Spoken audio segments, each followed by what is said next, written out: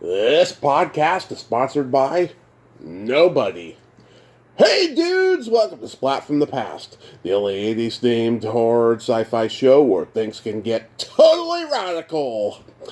Now today I will be welcoming Worth Keeter. Worth is a North Carolina-based low-budget filmmaker, and he directed such classics as Wolfman, Dogs of Hell, L.A. Bounty, God,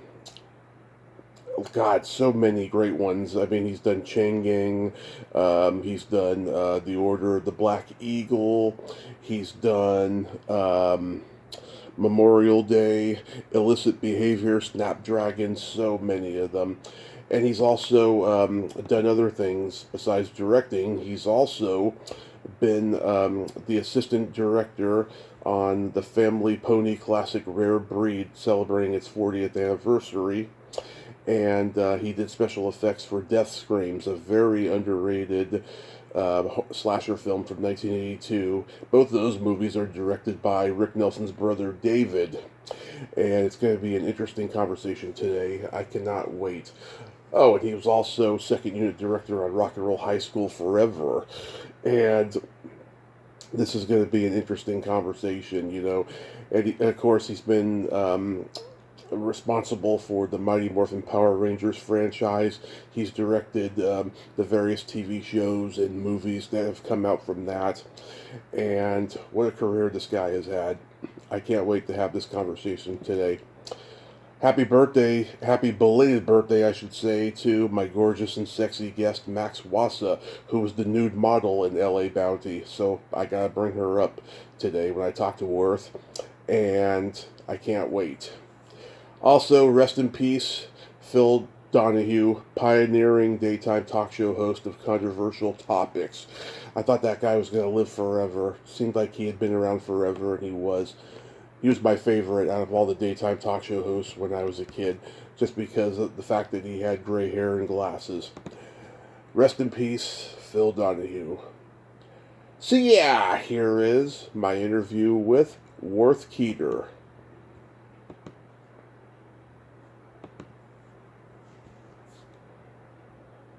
Hey, Worth, welcome to the show. How are you today? I'm doing okay. How are you?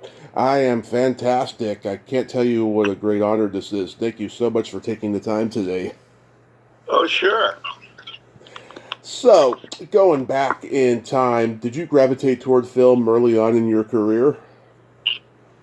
Yeah, that's really the only thing I wanted to do, and that's always what I had my eye on. And started out like a lot of people with a 8mm camera, and being inspired by old horror movies on television. Yeah, do you remember the first movie that impacted you as a child? I think as far as there are two really. One, I think probably the first horror film I saw that really impressed me was Frankenstein Meets the Wolfman, and Nice. the first movie I saw in a theater that just really blew my mind was the You Only Live Twice, the James Bond movie. Nice. Nice. Eclectic. You had an eclectic taste. That's so awesome. Did you read Famous Monsters growing up? Oh yeah, I did.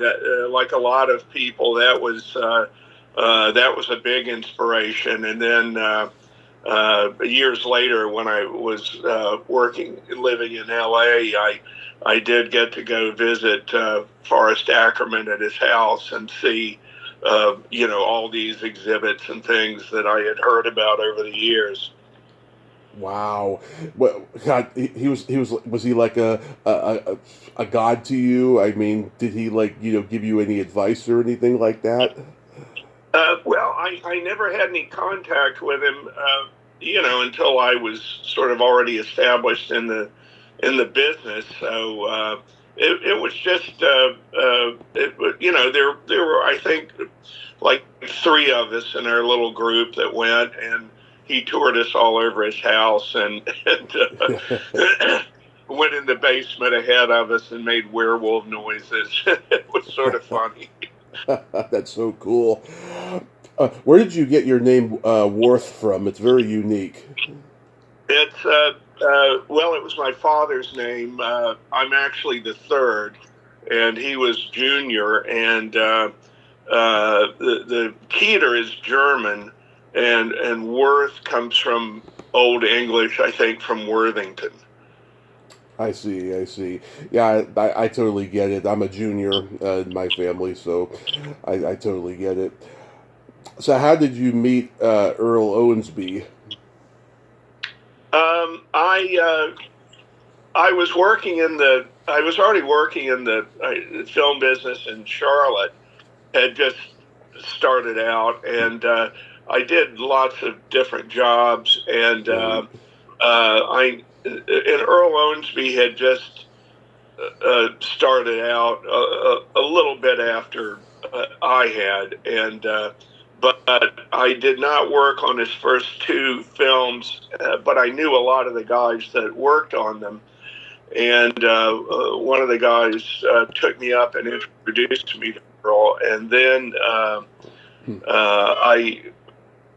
Sorry, someone was calling. Mhm. Then I ended up working on his third film, uh, Death Driver, as an electrician. Nice. So, was he like your pretty much your film school, or had you gone to like film school or college before you met him? I had not. I never went to a film school or took any courses, and I would have to say I had worked on more movies. I mean, I had more knowledge than Earl had about making movies. I because I had already worked on a number of movies, and but Earl had the capital to make it happen. So he he hired directors and crews, Hmm. to make his movies. Uh, and I mean, certainly produced them, but uh, I already knew what I knew going into it. Hmm. Did you make Super 8 films when you were a kid? Oh yeah, yeah. I even 8 millimeter films before graduating to Super 8, and I worked, worked in the summer to make enough money to buy a camera, and yeah, that's how I started out, like a lot of people. Yeah, do you still have the footage that you had back then? No, no, unfortunately, I don't. I think I have one that one of the guys involved in it. We made it in high school, and he had transferred it to video, and so. But that's the only one I've seen since the time. In those early days, you would occasionally do an acting role in Earl's movies. You played Deputy Tim in Gil Gerard's Hooch. Anything stand out about that? Well, yeah,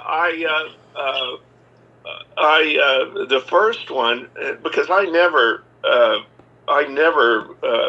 a desire to be an actor. It just wasn't Hmm.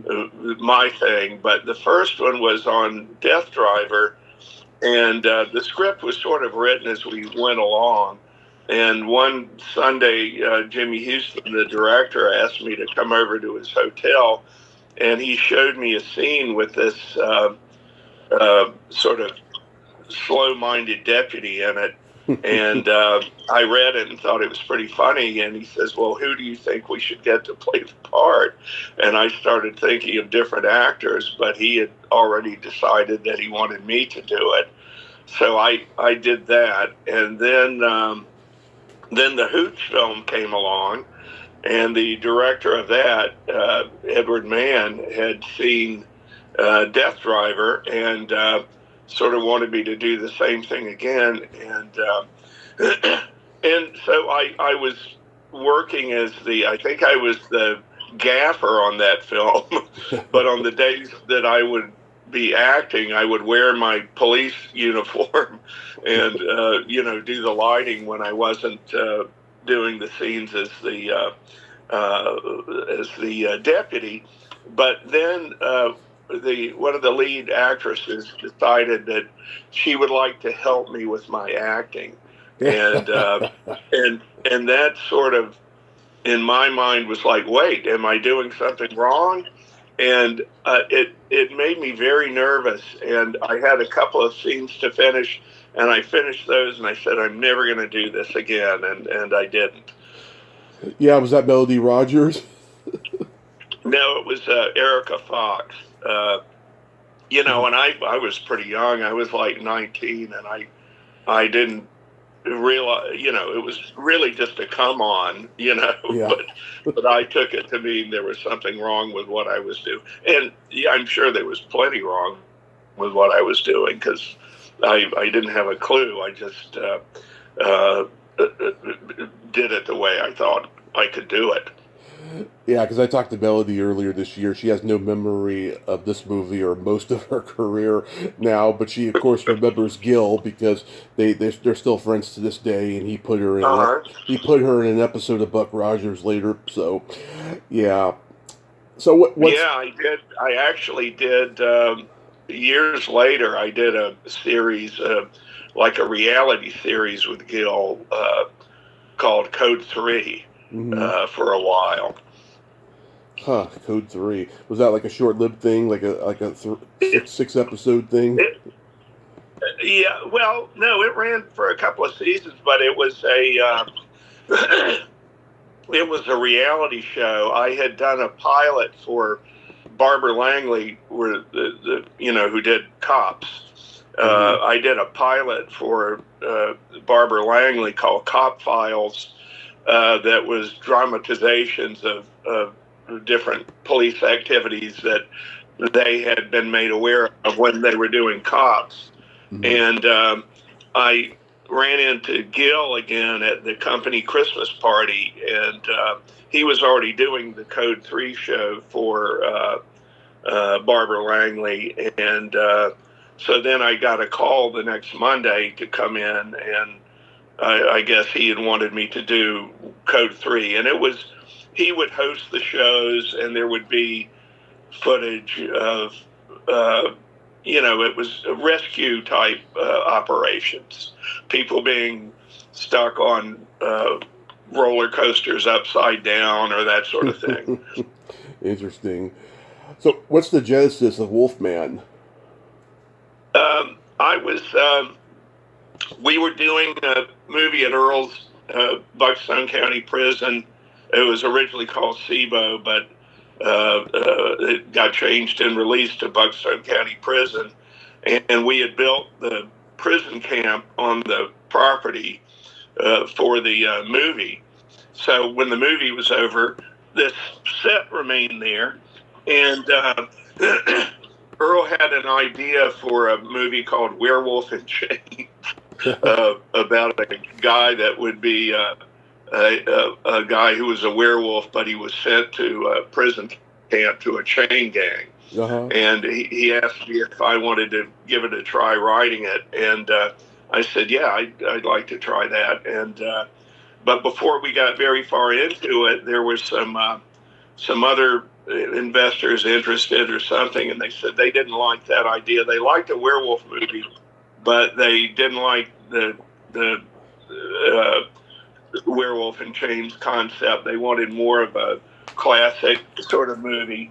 So I wrote that, and being a fan of the Hammer films, that in my mind that's what it was. And but I didn't really think hard about the concept that everyone in it was going to have the Southern accent. I mean, it was set in the South, but it was a Gothic-looking movie. But of course, then you have all these.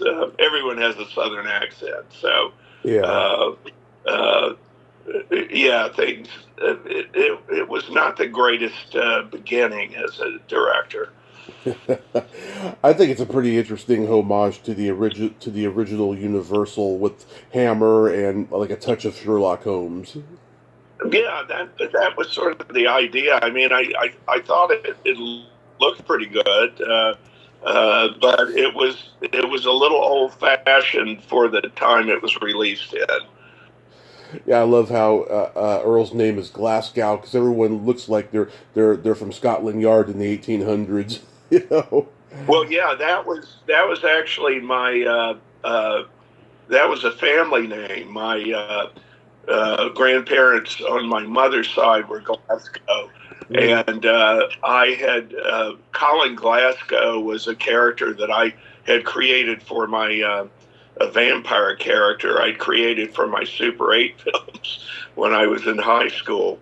So I used that name and I used some other family member names in the movie. Nice.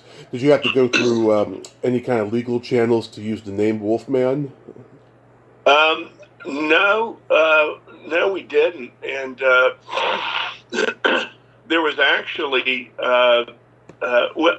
there was a repercussion to it later, though, or not before really the movie was released. But the publishing company Harcourt Brace Janovich Mm-hmm. bought the rights to make a novel from the screenplay uh, called Wolfman. And so they hired a well-known writer working under a pseudonym to write the novel. And Mm-hmm. of course, the novel I got to look at, and it was so much more thorough than the screenplay was. But it worked with all the the Scottish background and so forth, which was not really in the movie. And I actually I was thrilled to see the mock up of the cover, and it said based on a screenplay by Worth Keeter the third. But then Universal bought Harcourt Brace Janovich, and they're like, what are we doing here? We've got our own Wolfman movie. So they did create a novelization of the Lon Chaney Wolfman, and our version went nowhere ultimately, but there was never any legal action. I see. What was the budget for the movie? It looks like a big studio period piece. I mean, it looks like you did a lot with so little. It was I don't know what the budget was because Earl never had formal budgets. It was sort of done as a line item veto sort of thing, and we had one thing we always did was we never tore sets down that were built. We always reused them, Mm-hmm. and the dungeon was from Buckstone County Prison. And we had our own carpenters there and everything. We of course the exterior of the house was a miniature, but a pretty large miniature, and so it was non-SAG, so there weren't any big actor salaries, and I think it was a 5-week shoot, which was typically what we had on those earlier films was a 5-6 day week to shoot it in, and and editing and everything, until the final mixing and lab work was done there at the facility. So, I would imagine it probably cost a couple $100,000 at most. Yeah, Christina Reynolds was good in the movie. Is she still around? No, no, she died at least about 10 years ago.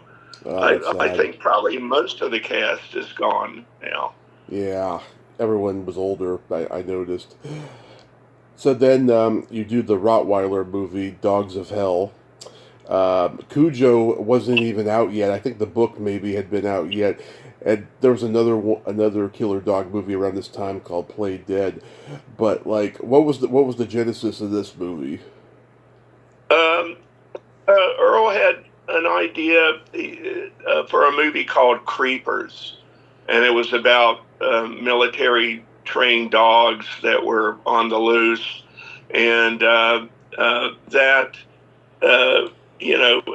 often what would happen is there was a writer, Tom McIntyre, who wrote a lot of the scripts there at EO, and Earl would meet with Tom and throw an idea out, and Tom would go work on it a while, and sometimes they didn't go further, or they might go in a drawer for later. And this one,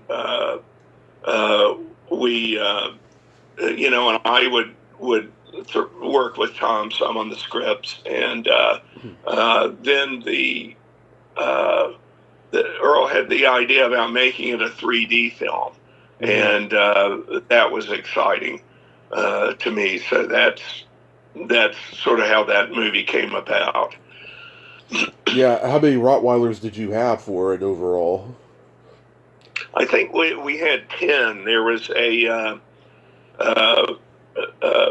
well, a guy named Charles Sharkety, and I think he was from Arizona, New Mexico. I don't really remember where, but he had trained. Earl had a dog, a Rottweiler named Damien, and that's who he had bought the dog from, and the dog had been trained as for protection, for an attack, and that's where he made the deal with Charles Sharkety for the dogs. But unfortunately, they were not trained like movie animals. They were trained as attack dogs. So it was very difficult to get out of them what we needed. And then at one point we went with another trainer named David Meeks, who came in and finished the movie with different dogs. Wow. And so a lot of them were probably pretty difficult. They weren't well trained. They probably bit people, right? They didn't. I mean, I remember I got bit once because, but I think that was with David Meeks and not with Sharkety, because he had asked me to hold one of them while he went out. They were trying to get the dog to angry, and they had a German Shepherd they would use to bait the dog. Of course, they wouldn't let the dog get to the German Shepherd, but he wanted to go out in this cove in the water with the German Shepherd, and he asked me to hold the dog and on the leash, and I remember the dog looked up at me once and looked back at David, and then he was sort of like, "Why is this guy holding me?" And he turned around and sort of snapped me on the arm. God, that's no good. I bet you learned the number one rule of the industry: don't work with children and don't work with animals. And yeah, I've ended up working with a lot of children and animals over the years. Yeah, you had a child actress in this movie, Regan Foreman, who played Catherine. Yeah, and she contacted me. Oh, it's probably been about 10 years ago now, and we were in touch briefly, and of course she was, adult and leading her own life. But yeah, and then I worked with did all this. I did a lot of the Saban shows and worked with a lot of young people in those. And Steven Heller's music in the movie is great. He also did a little movie in North Carolina that I love called Over the Summer. Did you tell him you wanted like a specific score for the movie? Well, he I'm trying to remember how that came about. He had a Fairlight. It was actually Moog's that lived in Asheville, and it was Robert Moog's Fairlight actually, but he brought it down to Shelby, to our studio, and demonstrated how you could get all of these orchestral sounds out of it that were I mean, we just didn't have the money to have that sort of score done, but that really impressed me. And I spotted the movie with him like I would any other composer, and as to we need this piece here, starting here, ending here. And once he came up with the theme, and we liked the sort of the theme and the sound he was going for, and once he had the cue sheets. He was pretty much left alone to do it. You were one of the 3 writers directors on Tales of the Third Dimension. How did that project come about? It once again, it was it was to Earl's focus was make 3D the star of the movies because we didn't have the star actors to be in them, and Tom McIntyre wrote a script, and there were 3 stories in it, as well as the connecting scenes. And I said, well, if I'm going to do it, I want to write my own story. And Todd Durham said the same thing. And so we both wrote our own stories and directed them. And Tom he directed the story that he had written. And years later, I was in L.A. and watching, it was either a Tales from the Crypt or one of those shows. And I saw the exact story that Tom McIntyre had written and directed. And I called Earl and said, Earl, somebody's ripped that story off. And Earl said, no. He said he told Tom the stories to write, and they had all come from like Creepy Magazine or one of those horror magazines in the 60s. Oh, yeah. And so we had actually, the 3 stories had been ripped off of that comic. And, of course, I didn't realize it, and I had written my own, and Tom had written his own. But, yeah, Earl had sort of narrated the stories to Tom from memory from a comic book.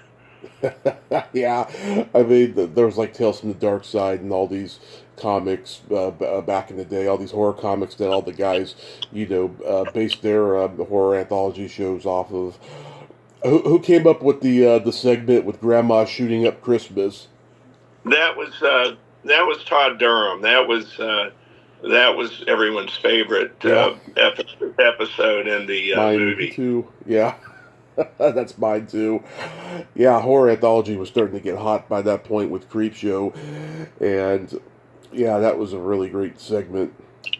How do you meet Rick Nelson's brother David? We had a producer, Charles Eisen, that came in, and they had a movie originally called Carnaba, and that they wanted to do based out of the studio there. And it was about a true story about a racehorse that is kidnapped. And David Nelson was the director that had already been, he was already hired before they came in to do the movie. And so I was assigned to be the first assistant director to David on the movie. Now you're talking about Rare Breed? I get them confused because Rare Breed. It ended up being called Rare Breed, and then we did another movie several years later that was called Rare Breed that ended up having to be called A Breed Apart because the movie we had done already had the title. Rutger Hauer movie, right? Yeah, Rutger Hauer and Kathleen Turner and Powers Booth. Right. Rare Breed, I love that movie. I've been trying to get Tracy Ficarro to come on. She works with horses full time now and stuff. Is there any good memories of working on that movie?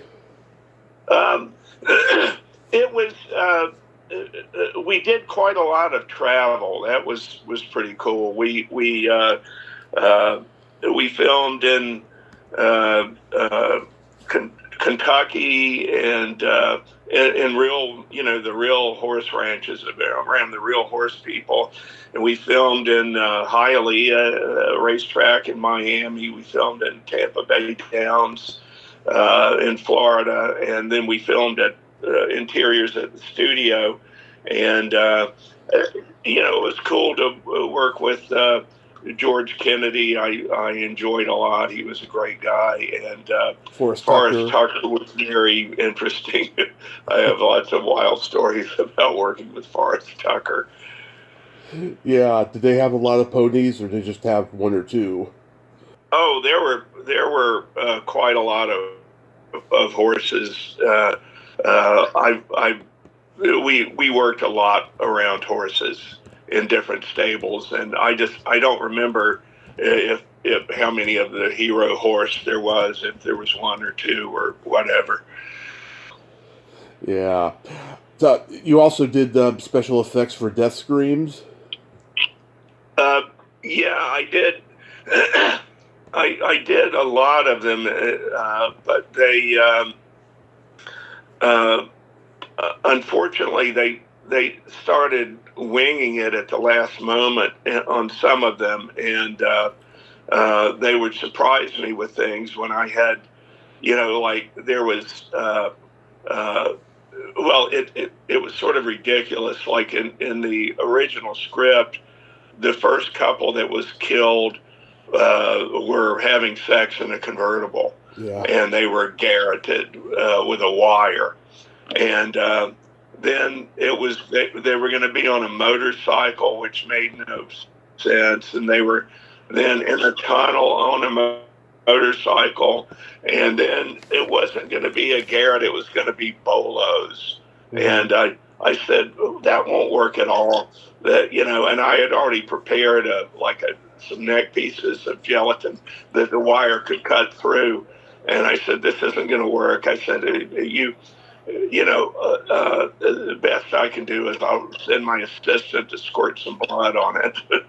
But yeah, I did do a number of effects on the movie that did work. I like it when the girl gets stabbed in the shoulder blade at the carnival, and then runs, and then she gets on the carousel, and then she's suffocated. Yeah, I had nothing to do with that. That was added. That was not in the original script. The somebody was. I think that girl had her name was Sharon, had started working on the crew, and I think the producer was very impressed with her and had that scene created for her. Yeah. Was David a good director?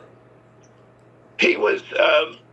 Well, he was a very nice guy. He was sort of vague. He just a lot of it was sort of in his head, and he would just sort of mumble around some of the time. So you had to sort of learn how to push things forward. And but I mean, he was experienced. He had of course directed a number of the Ozzie and Harriet television shows, and Right. directed a lot of, I guess, industrial videos and that sort of thing in L.A. Did you get to meet Ozzy and Harriet or Rick or any of the Nelsons? No, no, just David, and but he talked a lot about them, and of course what he learned about directing, he learned from his father, who directed a lot of the shows, and he did say his father would let him make mistakes. Like one of the first Ozzie and Harriet's he directed, he decided he wanted to shoot the side of the sets that no one had ever seen before, and his father didn't tell him no. And he said, of course, the show was totally confusing because no one knew where they were any of the time. One of my favorite movies of all time is Rock and Roll High School Forever. I love it just as much as the original. How did you come to work second unit on it? Uh, One of the producers, Bruce Stubblefield, had been my editor on a number of movies, and he just called and said, we're the only way that we can really get this done in the amount of time that Roger Corman will allow us is to have pretty much a full-time second unit. And I wasn't doing anything at the time, and it sounded like fun, and it was fun.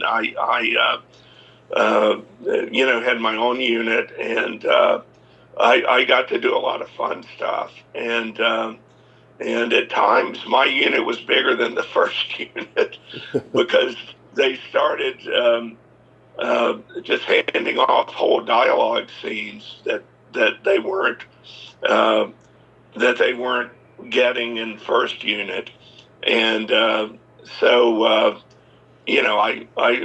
had a lot of fun, just visual scenes to do and action stuff, and but I also had scenes with the cast, and it was just a lot of fun.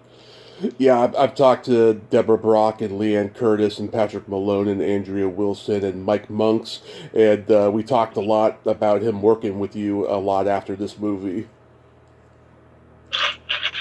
Yeah, yeah, and Leanne, it was funny because when I started on Rock and Roll High School, she kept coming up to me and going, "Do I know you from?" And she would name a movie, and I go, "No, no, I didn't work on that." Then later she'd come up, "Do I know you from this?" And this went on a couple of days, and we couldn't figure it out. And then I realized I knew her from New York when she was 15, and she did one of the voices in Rottweiler. Oh, okay. Wow. Yeah, because of the 3D lenses were we didn't, most of the sound was unusable, so we had to ADR the whole movie, and it wasn't practical to take everyone to New York to do it. So I hired a lot of voice actors, and she was one of them. Yeah, Leanne, she is game for anything. She has no inhibitions, no filter. I just love her. She's so funny. Yeah, no, we've been friends for years and years. Was Corey good to work with, even when he wasn't in jail and everything? He was fine. He he was having some drug issues, and but he was a little quiet. But I always I had no problem with him at all. Yeah, were you on set when Mojo was there?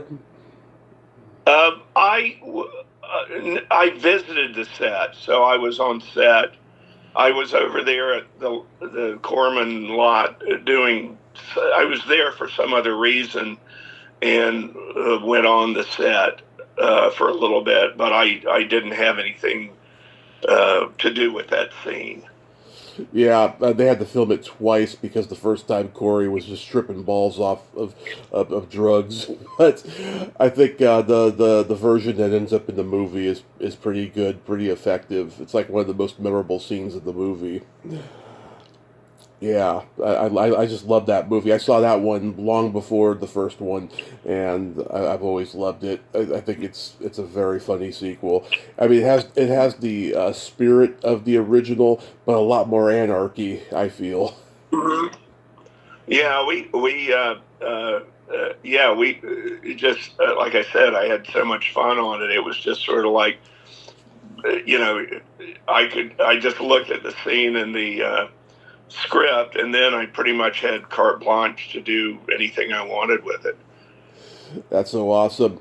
So yesterday was our mutual friend Max Wass's birthday, and you cast her as the nude model in L.A. Bounty. How did you find Max? Um, I think I I believe that Sybil Danning had recommended her, and I'm not for sure on that, but that seems like the way it happened. Uh, Hmm. Yeah, because she says now she's never liked being nude on screen and all of that stuff. But I think she was perfect for that role, and it was a great display of her gifts, so to speak. yeah, You know, and on behalf of all the guys who have seen that movie, I thank you for casting her. yeah, she didn't have any problem at doing it at the time. she was very professional about it, and it didn't seem to bother her. But I didn't, I knew not to dwell on it. Yeah. I knew what would become uncomfortable. So, but yeah, she was fine, great on that movie. We still keep in touch. Yeah, she's awesome. Any good anecdotes about working with Bob Miner in L.A. Bounty? Um, Bob was great.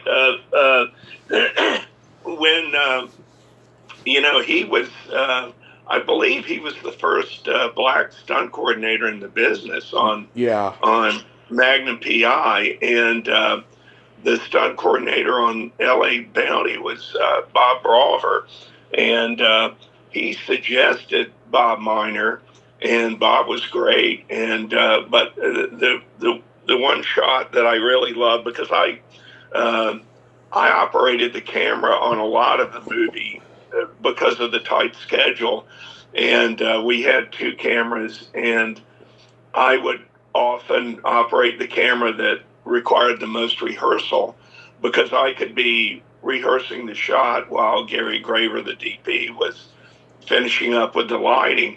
And one shot that was just sort of like, yeah, I hope I can get it, was when when the grenade or whatever is thrown and Bob is blown into the air from the explosion, and then lands right in front of my camera and rolls into a close-up, and it's all in one shot. Wow, Gary Graver, did he have stories for you?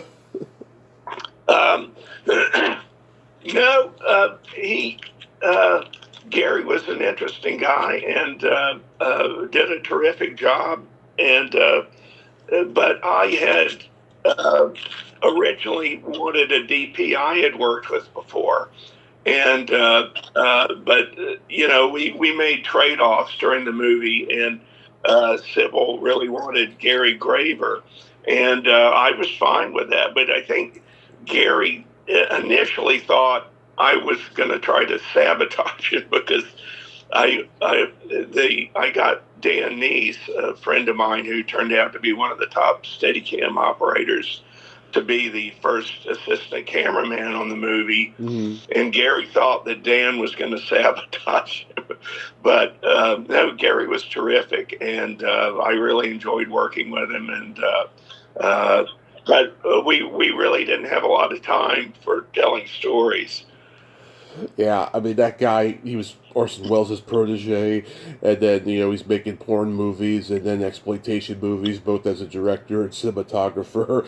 I mean, that's an interesting career trajectory. Yeah, I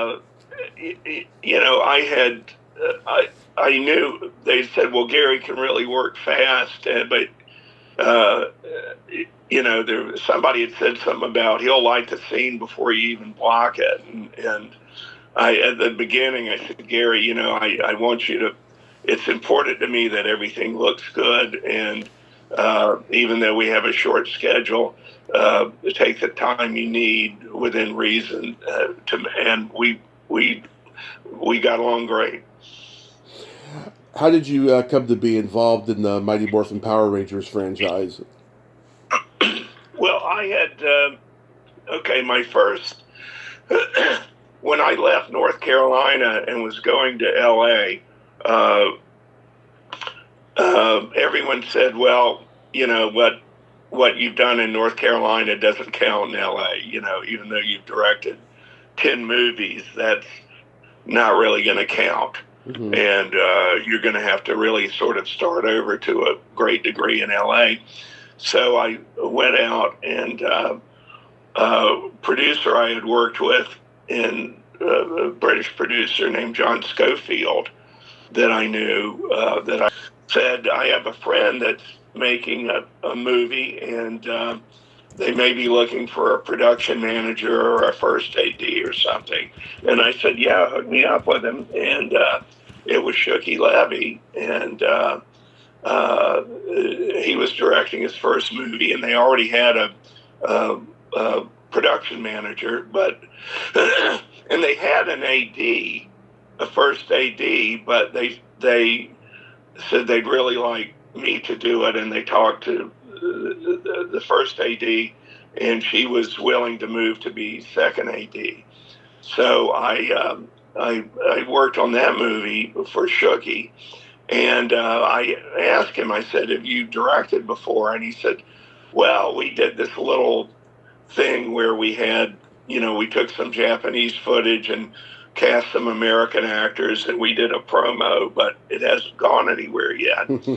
So after that movie, I ended up being brought onto a movie. It was an LA-based movie, but they were shooting it in Nashville, North Carolina. And a couple of days in, the director wasn't working out, and so they moved me in and replaced him. And when that movie was finished and went back to LA for post-production, at that time, Shooky and Haim Saban Production, they did music for a lot of cartoons and TV movies. And so I got Shooky. Hang on, my phone's beeping. Wait for that to go away. I got Shooky to do the music on Trapper County War on the movie. And then a year or so later, I was driving through Burbank past the Saban building, which was now sort of a high rise as much as you could be in Burbank. And Shooky was crossing the street with another producer, and he said, call me in my office this afternoon. And I called and met with him the next day, and they wanted me to come on a yearly contract to direct whatever they had. And he showed me some footage of Power Rangers, and I had never seen it before because it had just, if it had gone on the air, it had just gone on the air. And I had another movie I had a pay-per-play contract on, so I initially turned it down. And then the Power Rangers, and then the next morning I thought, I'm stupid. I should take, a year contract to direct. And I did, and that's what led to doing all the Saban shows. Wow, it was huge. I mean, by the time they came out, I was 10. It wasn't my cup of tea, but my nephew loved them. I can imagine it made you financially secure for a while. Yeah, it was just pretty constant work, and they were great because if I had a movie I wanted to do, I just let them know, and I could go off and do a movie. And then they'd say, just let us know when you're back, when you're available again, and we'll put you back on the show. So it was really terrific in that sense. That's awesome. So what do you got going on these days? I'm pretty much out of the film business now. Just the business has changed so much, and it's just totally different in the way that things have to be put together, and it's really not very lucrative anymore. I don't want to go out and take people's money to make a film and then be responsible if the money isn't returned. That's just a hassle. Mm-hmm. Yeah, it's completely changed. I know I've talked to guys who left the business in like the 90s or the early 2000s, and they wanted to get back in like 5-10 years ago, and there was just like no way. It's way different than it was when they started, Yeah, I really left it for the most part in like 2002. And I still lived in LA for a good while, and it became more and more apparent it wasn't going back the way it was. And I moved to North Carolina in 2010, and I have produced sometimes films where they have a young director or a short film or whatever, and they need somebody to keep it on the rails. I've been hired to do that sort of thing, and then I did I AD'd a horror movie that was in town when their AD that was coming from LA was in a car accident, and it was a movie called The Taking of Deborah Logan that turned out to be a pretty decent horror movie. Wow. Have you ever thought about writing a memoir? Because you got great stories. Everybody tells me I should, and I just keep putting it off. But maybe, maybe in a question and answer form to get started. Yeah, there have been some pretty outrageous stories over the years. Yeah, I think you should. But in the meantime, I thank you so much, Worth, for coming on today, and I hope you feel better. You sound like you're a little congested there. No, I just get hoarse when I talk a lot. I see. I see. Okay, that's good. Oh, you don't have COVID or anything like that. No. I had COVID last month. Oh, it's not fun. I'll tell you, it's not. Oh boy. You have yourself a great day and be safe out there. Okay, thanks a lot. Thank you so much, sir. Bye bye. Well, there you have it. Worth Keeter. Ain't he a cool dude? Very nice man and good stories there. I think he should turn it into a book because, he's part of that last generation of great exploitation filmmakers. They all need to write their stories because it's amazing. The younger generations won't believe it, nor do they care because they're freaking so consumed in their devices, and so self-involved that they really need to learn from great guys like Worth Keeter and so many of his contemporaries from that generation. Well, until next time, this is Tommy Throwback Kovac saying there's no shame in living in the past because the present sucks. Later, dudes!